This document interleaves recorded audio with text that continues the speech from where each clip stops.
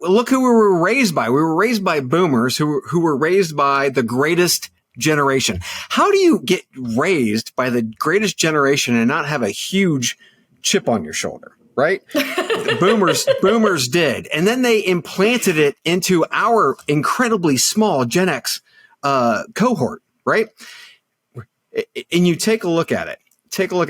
We are the last feral generation when it comes to giving a shit.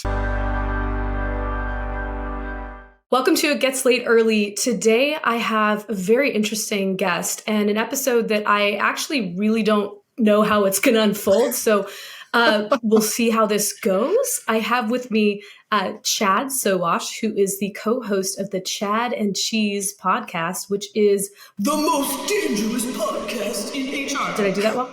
That's a great, that was a great monster truck. I did very good. You have. Did I nail it? Yeah, no, I think you should definitely go into voiceover work. Yes. I'll think about it, especially like approximating a male voice. That's pretty fun. So I enjoy Sundays. Yes. This Sunday. Yeah. So Chad's been at the podcasting game for quite some time, so much so he's such a pro that I kind of agreed to let him take the reins for this one. So I quite literally don't really know where this podcast episode's going to go. So it is the most dangerous episode I've done yet. So welcome. You asked for it. I did. And I was what you also asked for? It is. It's 5 o'clock somewhere. Our brand. Yeah, our brand is, a no bullshit approach and beer, bourbon, cigars, and just talking no BS. And that's what I want to do today. You sent me some stats. I sent you some stats. And I thought, you know what? Let's go ahead and turn this conversation on its ear. So that's what I want to do today. That's what we do at Chad and Cheese all the time. We generally do it very organically. It's not like something we planned, much like we haven't planned this. So let's hit it.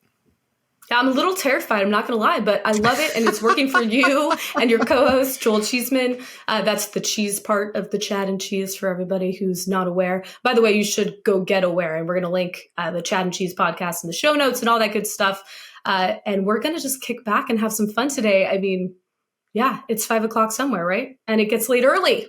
With so many jokes. They're just, anyway, 9 a.m. here. Never mind. But anyway, let's jump in, Chad.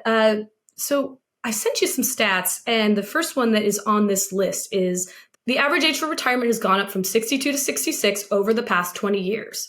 Workers 50 plus make up over 1/3 of the workforce. By the way, Chad, how old are you? 52. 52. All right. Just to level set everybody. 1971, baby. Nice. Very good year. Very good year. 82 represent here. So not only do 62% of workers 50 and above believe older workers face age discrimination, but over 93% assert that ageism in the workplace is a regular occurrence. Shall I continue? Deep breath. Yes, carry on. All right, carry on. We're just going to keep on plodding through this. Yep. A 2017 survey revealed that 15% of respondents would not want a boss who was 70 years old, which is triple the number of respondents who said they would not want a 30-year-old boss. Very interesting preferential treatment there for the younger crew. Interesting. Shall I continue?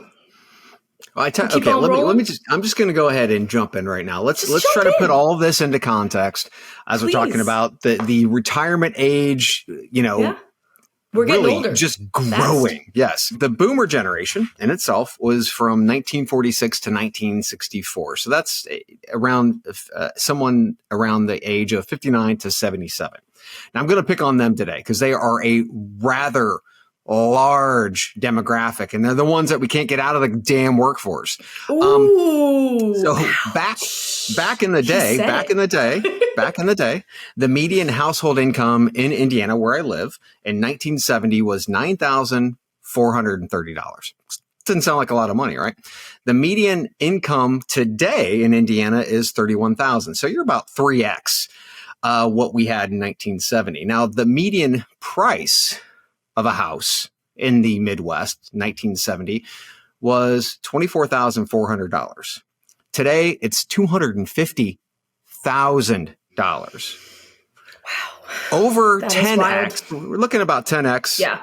At wages increase at about 3x. Price of college in 1970, 4-year public college, $358 a year. God, what Can a you dream. believe that? No, I can't. $358 a year. I can't. That is literally inconceivable. Today, knowing that we put kids through college, a 4-year in-state institution, which is cheaper, $26,000, a little over $26,000 a year. That is over 72 times. And remember, wages went up 3 times, right? Yep. It ain't easy being young these days. No. Well, I mean, MIT's living wage calculator for here in Indianapolis says that you have to make over $67,000 if you are a couple with 1 kid. Just to what? Like survive? Yes, just to survive. Oh, and God. the median household income today is $31,000. Okay. Where am I going with all of these numbers? Boomers can serve as great advisors, but they need to get the hell out of the workforce because we are losing an opportunity for not just Xers. I mean, Xers are about ready to pop off and go to the Caribbean as it is, but for millennials and Gen Zs to be able to get in leadership positions, or at least to train to get into leadership positions. And they are holding not just the positions, but also the revenues, the dollars in those positions for themselves, right? The harsh, cold fact are that boomers hold higher wages and companies are trying to increase profit margins today. Go figure, right? This is the economy that boomers built. And now it's biting them in the ass. And now they want us to feel sorry for it. I can't. That's the hardest part for me, right? Is I'm a 52-year-old guy. You would think that this is something that a younger, 20-ish, 30-ish would say. No. Yeah, very much I've so. seen this actually happen. All of these, my mom, my dad, my grandpa, grandma, they had amazing lives at a much different rate from an economy standpoint than we do, right? So in building a trickle-down economy that never did, right? Now we're asked to feel sorry for them for something they built, and I just can't do it. So when we're talking about these numbers and all these wonderful conversations that you have about ageism and things like that, why should a listener care at this point, whether ageism exists or not? Because we have gender problems. We have racial problems. We have all these problems that have been around for decades and ages and ages and ages, right? That we haven't fixed. But as soon as a white dude turns 70 and he can't find a job, guess what? Oh, there's a problem. Oh, wait a minute. There's a problem. So why should the listener care? Well, I'm not sure that a lot of people do think there's a problem. In fact, I think most people aren't even talking about this at all. So I'm not sure I agree with the assertion that, we suddenly care because 70-year-old white dudes are facing marginalization for the first time. That's not why I'm talking about this. That's not why people listen to this. So right? why are you talking to it? Why are you talking about it? I'm talking to it because this is the one thing that comes for us all. And I'm in no way, shape, or form suggesting that we are through all of the work that we need to do on diversity, equity, and inclusion with regard to race or gender. I think we all fucking know we are in the basement there, right? And that is obviously hugely problematic. But the sense that I have is that we have, first of all, I think it's really important to step back. And what you said about making way for the younger generations, that's not something I see as a problem in tech. In fact, if anything, I think that they are pushing the older people out of tech. And what you're speaking to perhaps is more of like an all industry type view, right? Like not necessarily specific to tech. So when I look at tech companies, I don't think we have a problem about finding leaders in their earlier years. That's not an issue at all. I mean, I can't tell you how many tech companies I've been a part of that the CEO and the C-suite and people up and down the leadership ranks are very young, right? In fact, you don't see any representation of older people.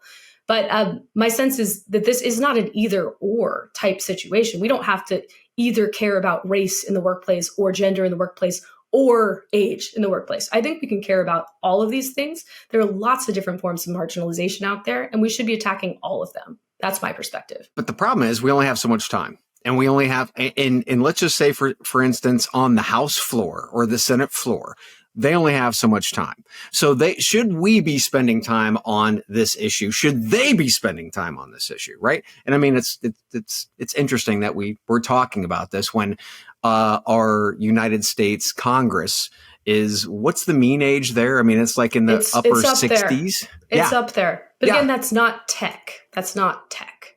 You're speaking to something that's very real and resonant and understandable, which is a lot of the anger that's justifiable in the younger generations against those who are older, who got us in this pickle to begin with. Like, I totally get that. I totally get that.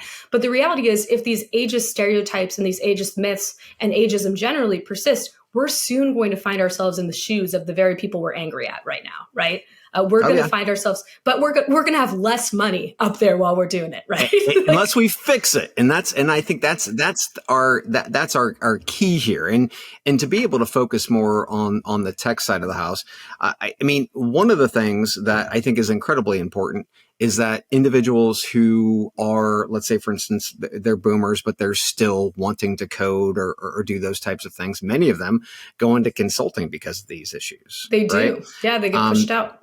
Yeah. And I believe that in most cases, many of them, to be quite frank, are going to make a hell of a lot more money in being able to do that. So, whether they can take that as a key for another kind of like to continue to extend their professional life.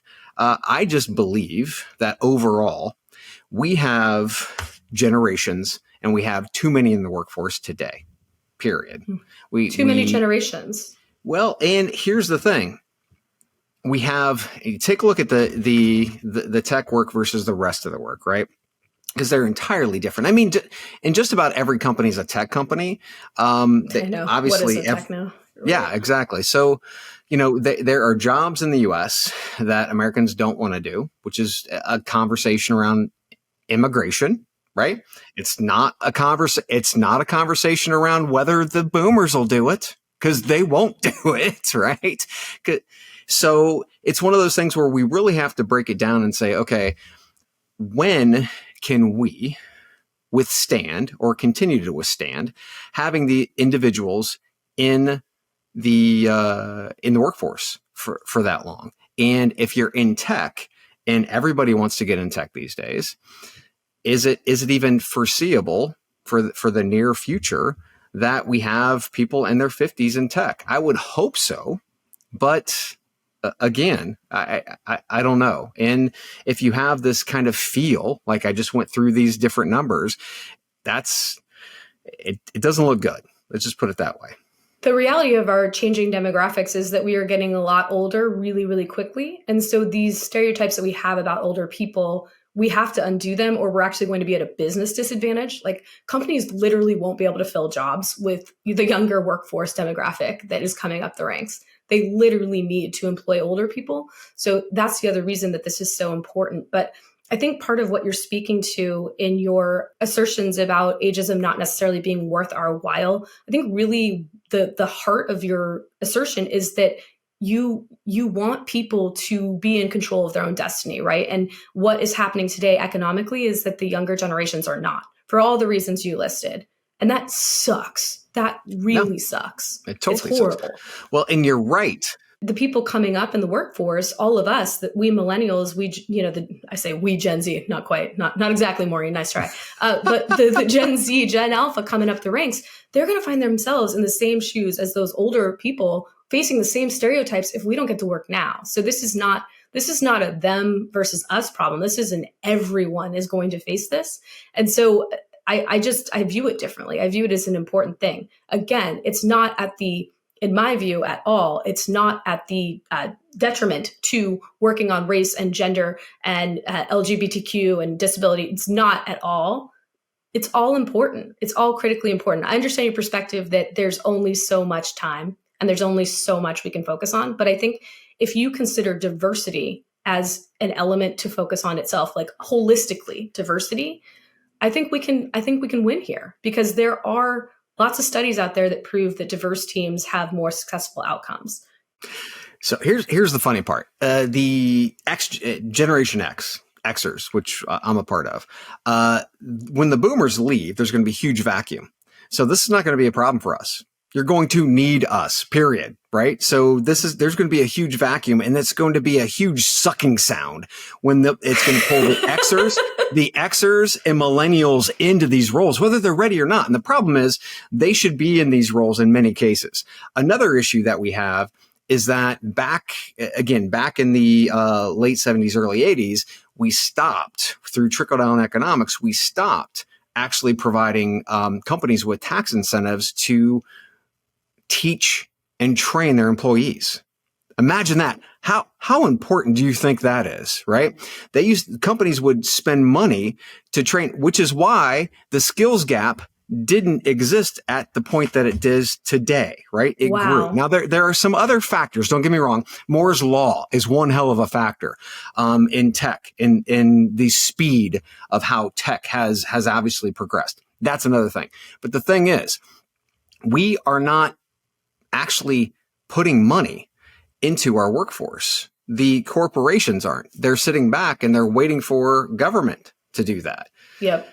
That's not the government's job. The government's job is not to sit around and produce people that, that just pop up one day and they're the perfect candidate. It's your job to be able to do that, right? So the skills gap we watch just explode, much like the wage gap exploded.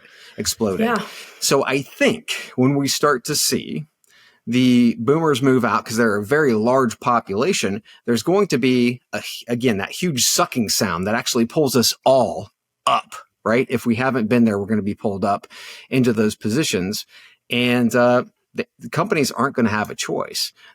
Where they do have a choice, and they should be investing now, is in their future leadership and being able to get them up to speed so that on day one, they don't have this huge skills gap. They're ready to start running on day one. How much of this responsibility do you think lies on the employee, him or herself, with regard to getting the appropriate skills to be able to stay in the workforce? There's co-responsibilities that actually happen here, right? And accountability. For me, I have to know what I want to do, right? And I have to be able to know where I want to go with that, what kind of company, where I want to live, those types of things, right?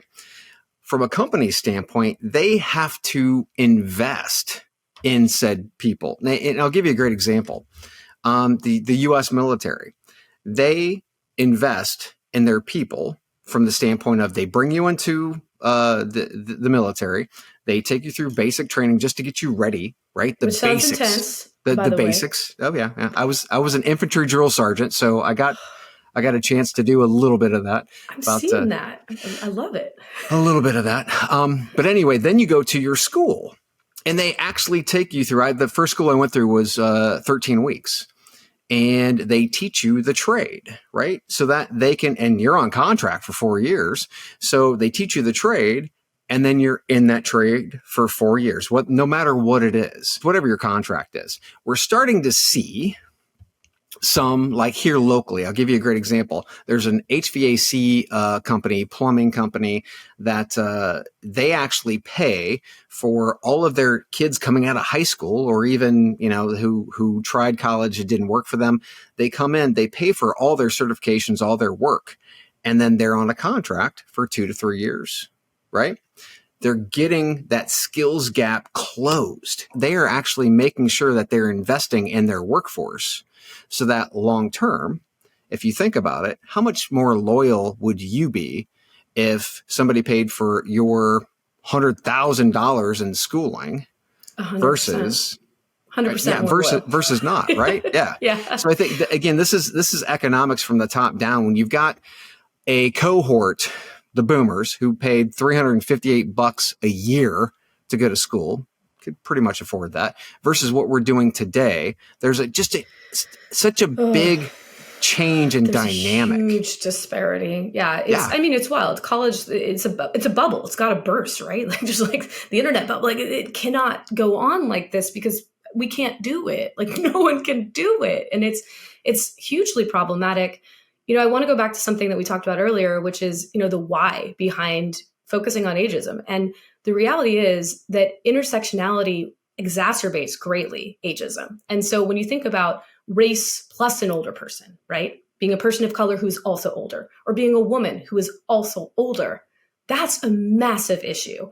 And so whether you like it or not, these things are compounding, right? So, and there was a study that came out in the Harvard Business Review recently. Amy Deal and some of her academic cohorts put together this research on women and how there's essentially no right age to be a woman in the workplace as a leader. They are either considered too young, don't know what they're doing, can't figure it out, or they're considered has-beens, too old, out of touch, so on and so forth. That stat sounded like a Don Lemon stat. It was pretty much like you're past your prime. Past your prime. And that's the reality. People think that way, and it's got a hugely deleterious effect on society. You consider the gender wage gap, and when you put women of color in there, it's massive. And guess what? I'm sorry, we women, for better or worse, and a lot of times I think for worse, we live longer than men, right? So this has huge impacts on society. Right? So this is not something we can just push to the side because the intersectionality makes it worse. And there needs to be a shitload more research on this. I'm actually trying to get at the data from the EEOC or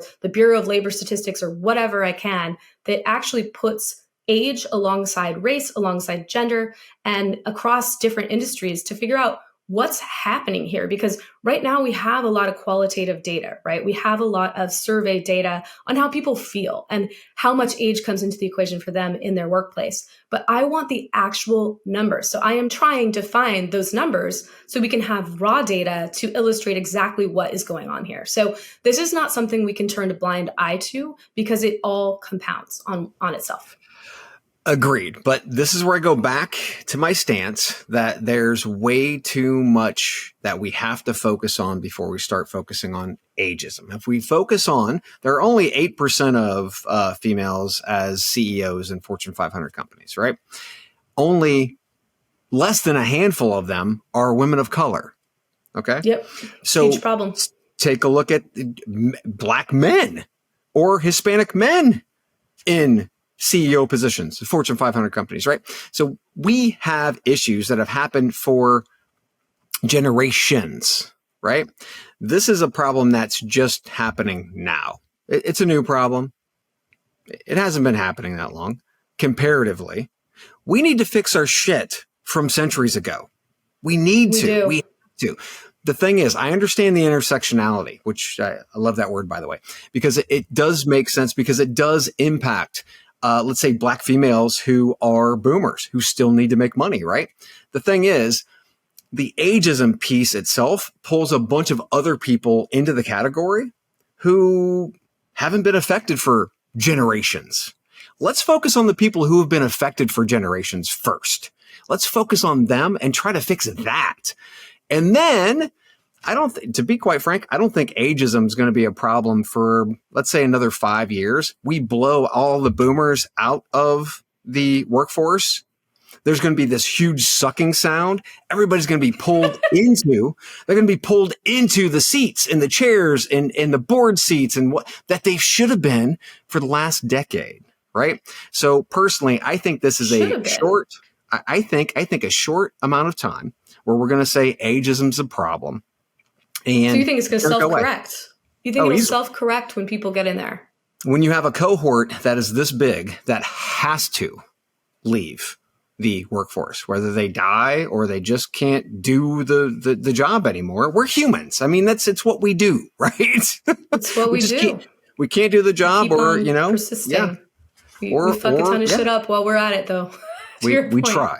We try our best. Actually, we don't even have to try to do it. We just do it naturally. We're really good. So from my standpoint, I agree it's a problem, but it's a problem that is not as big as females in leadership, female wage gap, especially when we start talking about, just like you had said, Black females get paid 75. Was it? No. 77, I think. 77 cents. Yeah. On the dollar versus. Yeah. It's right? Wild. It's terrible. Hispanic, 65. I mean, it's even lower, right? So it's like. It's atrocious. Those are things that we can impact people who are living now, right? And that have been happening for generations. Now that we have a certain cohort, boomers, who created this economy they're living in right now, They voted for it. They worked in it.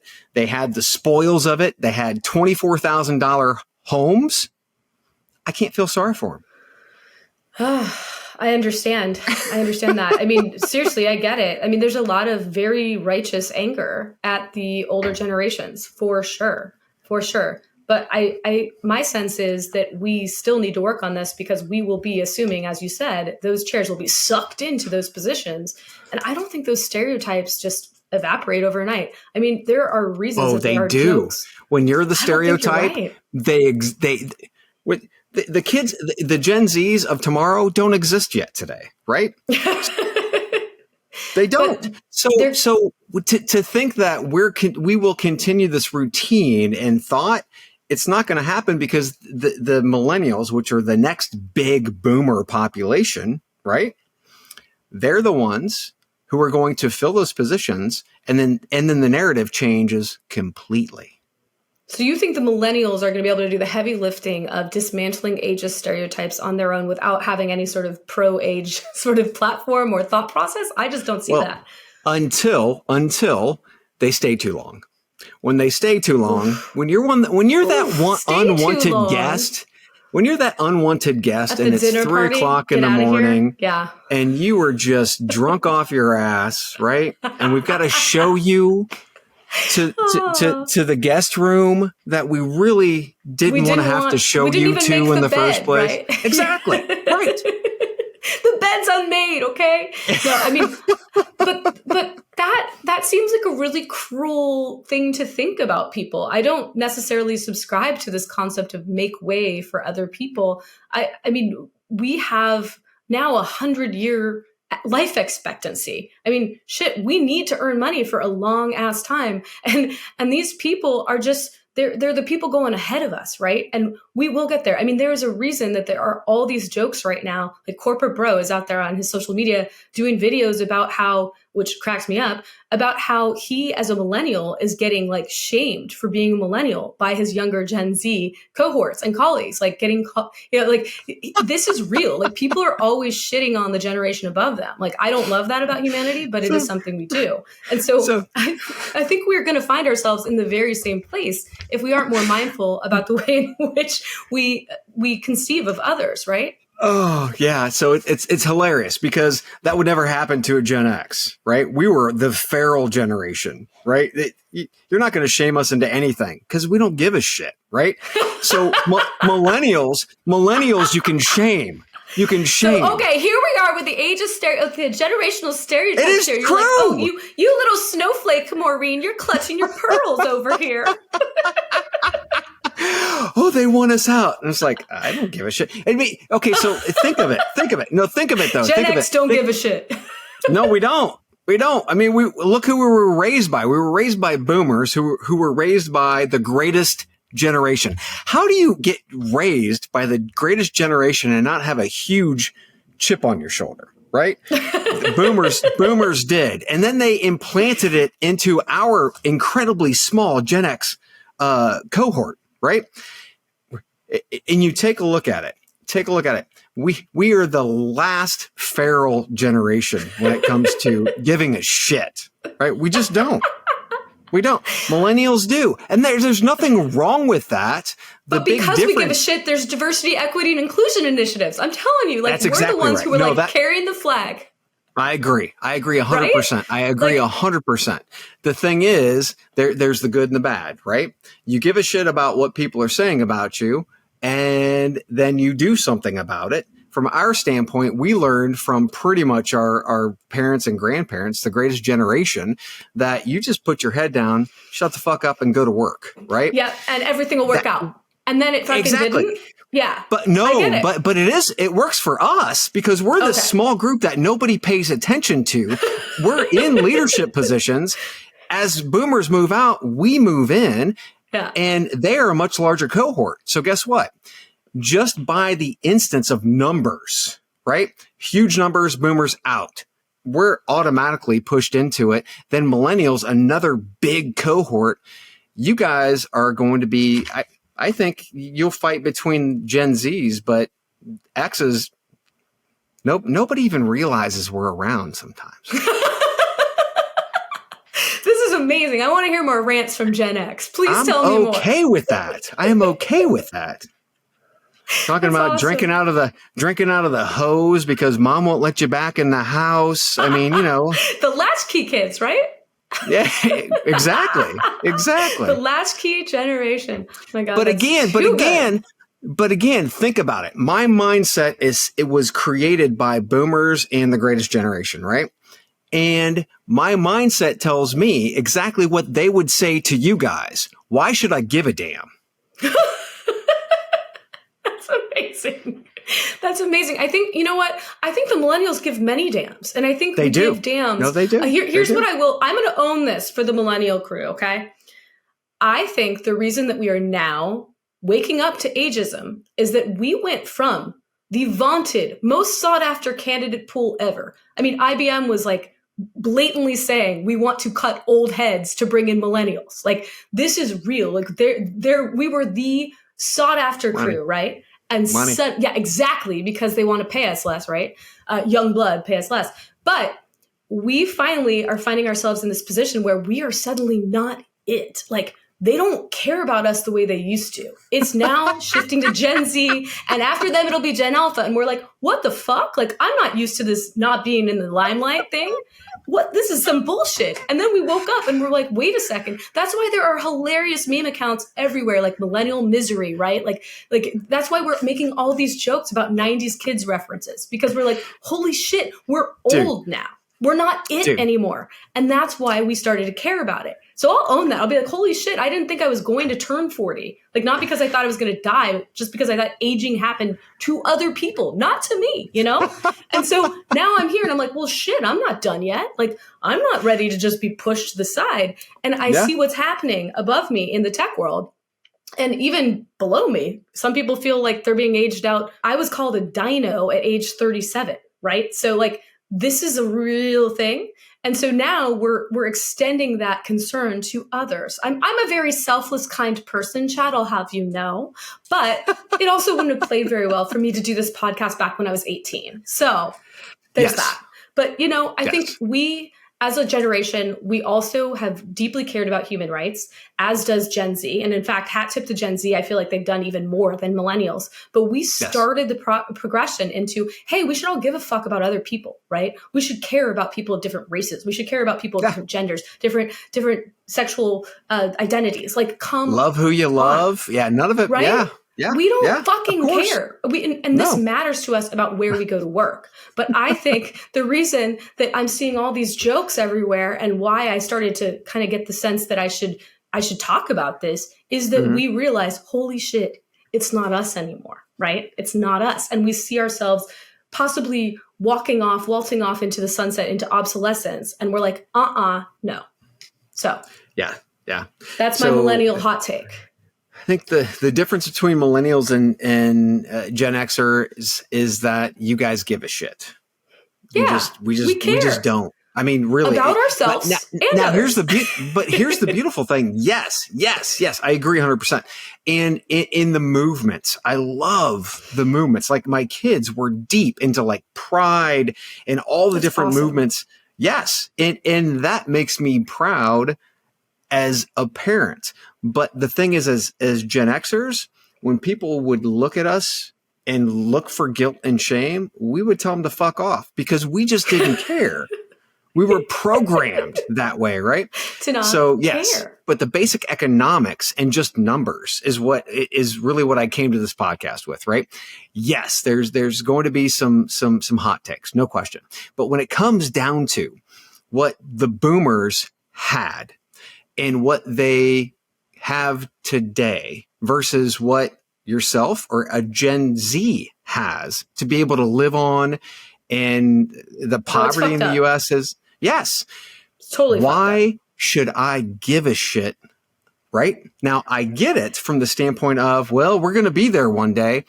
I don't think that this is going to be a discussion that we're having in 20 years.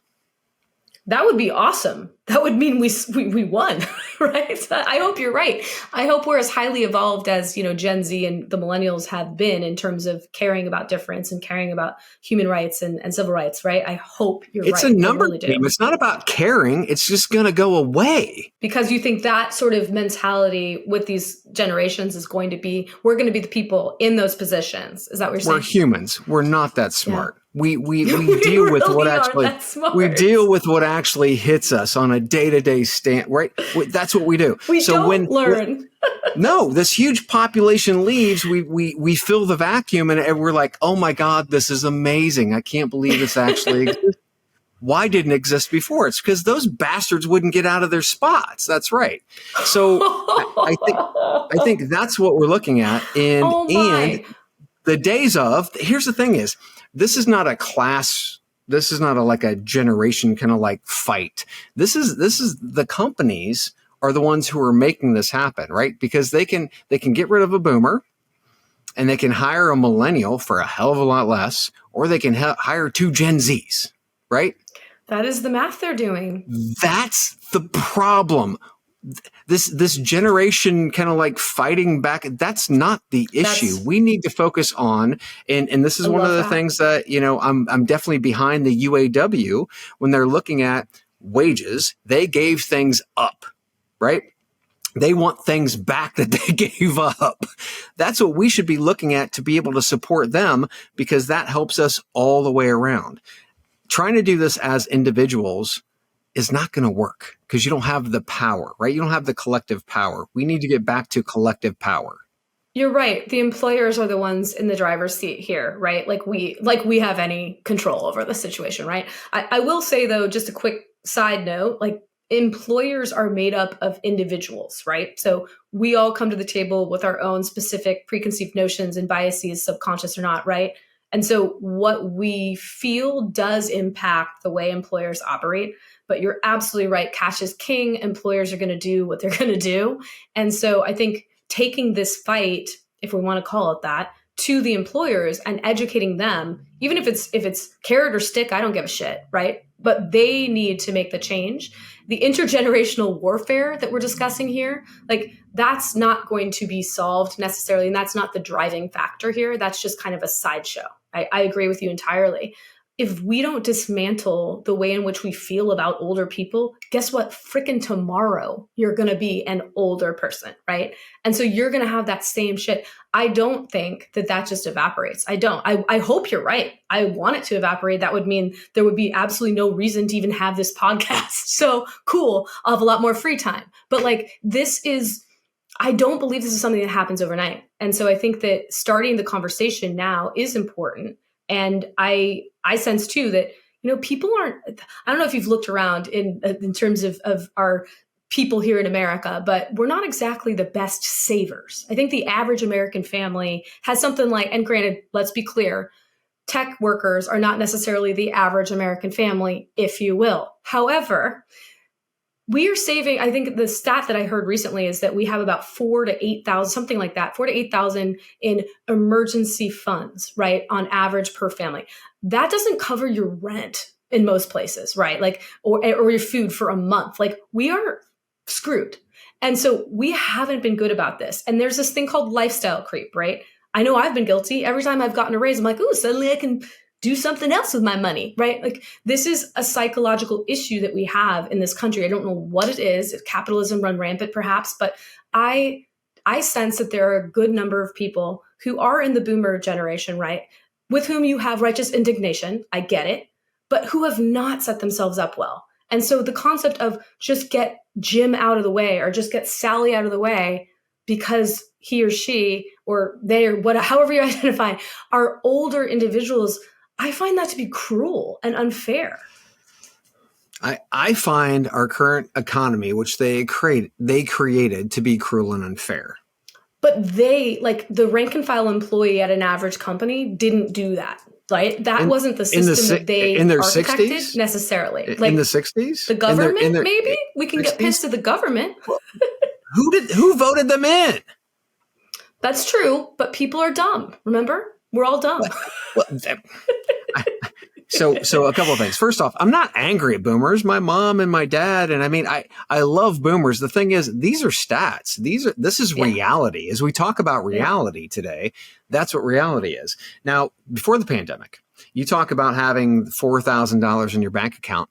The average American had $1,000 in their bank account. Oof. Stimulus checks, those things. The is that government what got us up to 4? My God. Allowing us to actually, yes, exactly. So we have to focus more on this, on the system, and the system needs to be fed dollars by corporate America. And we just have way too much of this corporate welfare that's happening that we are aligned there. Yeah. But the boomers are what created the current economic situation that we are in today, which goes back to, again, we're all the way around. Why should I give two shits whether boomers are still in the workforce or not? Again, I get it. Like, I understand. I understand the anger. It makes sense. And I think many people I'm not share angry. It's just data. Okay. Well, but I would argue that there are a lot of people in that cohort who were maybe not aware of the impact of their votes, right? Yeah, you could argue perhaps they should have been, right? But we're not particularly great at seeing the forest through the trees in this country, I would say, and humanity generally isn't either. I would imagine there are quite so many boomers who are likewise frustrated with what's going on in today's climate. And I would hope that they are at least somewhat sympathetic to the plight of those below them. But that doesn't mean that those who are in that cohort have actually proactively saved enough for themselves to live to 100 or 120, whatever it is now, right? Like, this is a reality. We didn't know necessarily that the human longevity was going to increase to the extent it has. And so I would imagine quite many of those people have not done a great job with financial planning. And yes, there's personal responsibility for sure. And maybe we should do more of that. But the corporate greed in our country is such a devastating thing. I mean, it is laid waste. I mean, look at the freaking Sacklers and what they did to our country. It makes me sick to think of what they did. You can't even quantify it. It's just so devastating. But corporations are doing a lot of this. And I don't necessarily think that placing and again, I know you're quoting statistics and you're saying you're not angry, right? But like, I don't blame boomers per se for a lot of these ails. I blame corporate America and crappy politicians. Which the boomers voted in. But which they voted in. I get it. So personal responsibility equals rugged individualism, which is the bullshit propaganda we bought into back in the 80s. The American dream. Also, and the American dream also is keeping up with the Joneses, which is what you're talking about. When you get an increase, you just got to go spend it, right? Yep. So, I mean, we've turned from a country that makes stuff to a country that buys stuff. Yeah. So again, we got lots of problems, man. Back to this economy. If we were still making stuff here, there would be more jobs at different levels for these quote unquote boomers who have to stay in. Not to mention, we didn't even talk about pensions, which got taken away during the boomers' time in life, right? I would like one of those. Yeah. Well, move to Europe and get a passport. That's all I can say. I'm working on it, Chad. I want to be you when I grow up. Okay. All right. I'm working on it. One day. You're on a great path. You seem to be having a lot of fun. Yes, it's amazing. It's fun. Lucky to be able to talk into a mic for a living and also come on to podcasts like this with you and to have even if you don't think they should exist. No, I do. I think. For me, the biggest point about these podcasts is we have to have challenging conversations, because if we don't, that shit gets boring and nobody wants to listen. We have to have challenging conversations. Entertaining. Yeah. I mean, no one wants to listen. Yeah. Entertainment and education. Edutainment. Yeah, yes. Exactly. Well, you're nothing if not entertaining. I'll say that. Thank you. Your podcast is awesome. And I'm also hoping to pull in quite some number of those sound effects that you use. And like I said, that cool, like the most dangerous podcast. Like, I want to do all those things. So I'm going to just take like major tips from you. Like I'm here to help. Any advice that I can grab from you and or your wonderful co-host, Joel Cheeseman, would be great. But sounds Sounds like a plan. Sounds like a mentoring opportunity that I'm more than likely I'm here for. I love it. I love it. Okay. I mean, mentorship matters, right? That's what we could do with those old boomers, right? In the workplace, they can mentor people like me. So, should have been already. Thank you. Should have been already. Yes. Should have been already, right? They should have been already. And some companies have done a good job at that and some not so much. So Agreed. Thank you so much, Chad. This has been such a lively and fun discussion. It's been eye-opening for me. I think you brought to the table some really great perspective, and I'm super grateful to have had you here. So thank you. I appreciate coming on and be more than happy to come on whenever else you need somebody to have a friendly discourse with. I love that. I love that. Well, your perspective is always welcome here, and we'll have you back at some point for sure. Excellent. Thanks so much.